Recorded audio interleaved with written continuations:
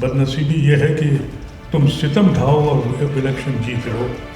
अदालतों के कुछ फैसले ऐसे हैं जो दिल को यकीन नहीं करता। ऐसे ऐसे फैसले आए हैं जिन्होंने हमें मजबूर कर दिया कि हम शुभा करें और अपने को मजबूर महसूस करें कि इस मुल्क में हम जाएं किसके पास। इस मुल्क का जो गंगा जमनी तहजीब का जिस तरह से मजाक उड़ाया जा रहा है और जो नफ़रत की जो बुनियाद एक दीवार खड़ी कर दी है, बहुत वक्त लगेगा। आप यकीन करें वो हमसे ज़्यादा परेशान है।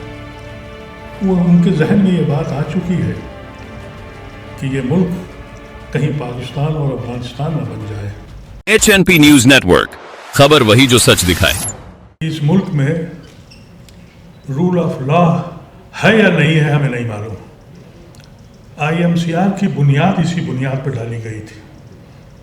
जब ये देखा गया कि एक अक्सरियत से डूबी हुई सियासी जमात अक़लियतों को सितम ढाकर हाकिम वक्त बन रही है और उसूल, कवानीन, आइन इसकी परवाह नहीं है, उस वक्त चंद लोग बैठे, उसमें से सलमान खुर्शीद साहब सबसे सरपरस्त, सबसे आगे रहे, फारूक अब्दुल्ला साहब, रहमान खान साहब, सईदा हमीद साहिबा, ये सब लोग इकट्ठे हुए और ये सोचा गया कि एक प्लेटफॉर्म क्रिएट किया जाए 2 साल पहले। और वो प्लेटफॉर्म क्रिएट हुआ, मुसलमानों ने एक NGO बनाई, एक ट्रस्ट क्रिएट किया। और जैसा सलमान साहब ने कई बार इसको कहा कि ये मुसलमानों का बनाया हुआ ट्रस्ट है, लेकिन सिर्फ मुसलमानों के लिए नहीं है, क्योंकि आमतौर से हमेशा हमारे हिंदू भाइयों ने इस तरह की ऑर्गेनाइजेशन बनाई इंसाफ के लिए। शायद ये पहली कोशिश है मुसलमानों के लिए कि जो भी नाइंसाफ़ियाँ हो रही हैं इस मुल्क में मखसूस कौम के साथ, जैसा मैंने कहा कि बदनसीबी ये है कि तुम सितम ढाओ और इलेक्शन जीत लो।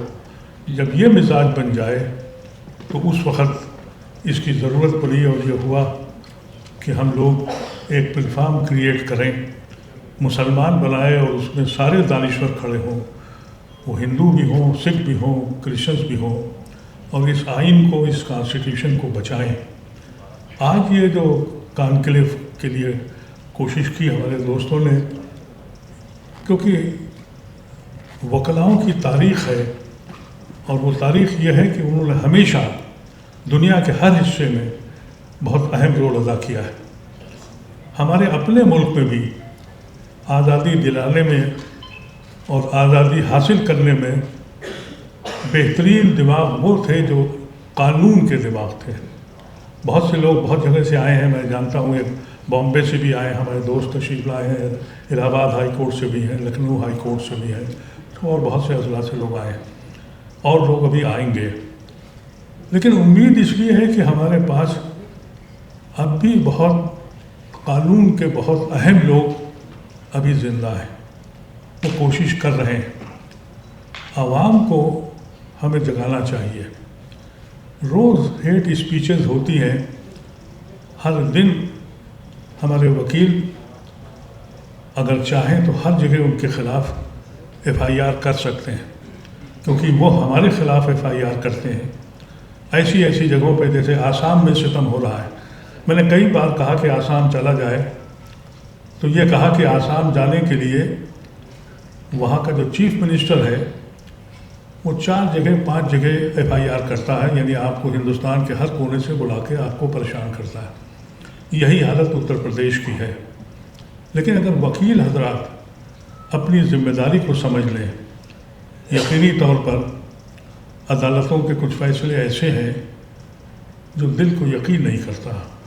फ़ैसला तो सबसे अच्छा वो होता है जिसको दिल या मान जाए, लेकिन जब दिल नहीं मानता तो उस फैसले पर हम एतबार नहीं करते। ऐसे ऐसे फैसले आए हैं जिन्होंने हमें मजबूर कर दिया कि हम शुभा करें और अपने को मजबूर महसूस करें कि इस मुल्क में हम जाएं किसके पास, किससे फरियाद करें। जब मुल्क ऐसी सतह पर खड़ा हो जाए तो मैं समझता हूँ आम بالخصوص وکیل حضرات کو جو قانون داں ہیں، جو قانون کو جانتے ہیں اور جن کی ایک تاریخ ہے پوری دنیا میں، ہمیشہ کوئی موومنٹ اگر ہوا ہے تو وہ وکلاؤں کی طرف سے ہوا ہے۔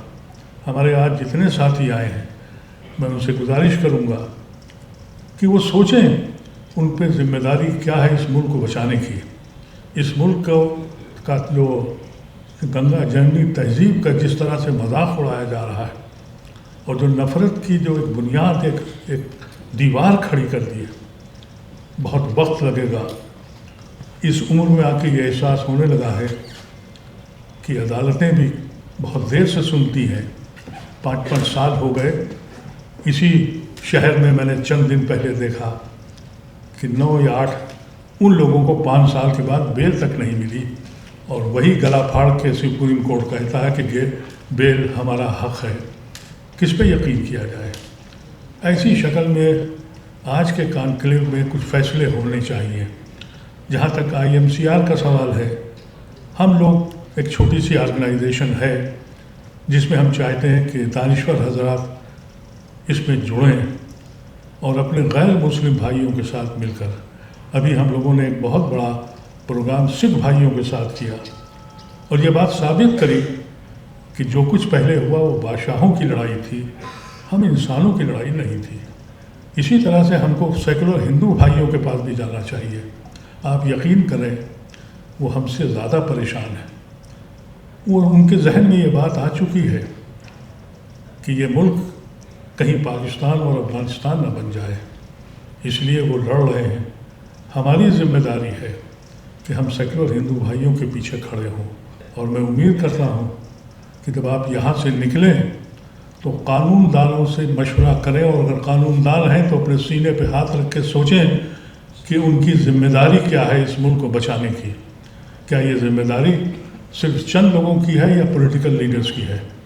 پولیٹیکل لیڈرز کی طرف اگر آپ دیکھیں گے تو وہ اپنی پارٹیوں کے لیے کام کریں گے، لیکن اگر ملک کو بچانا ہے تو آپ حضرات کو آگے آنا پڑے گا۔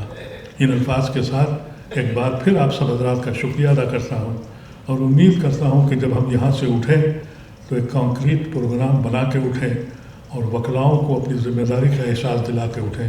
بہت بہت شکریہ۔ Thank you.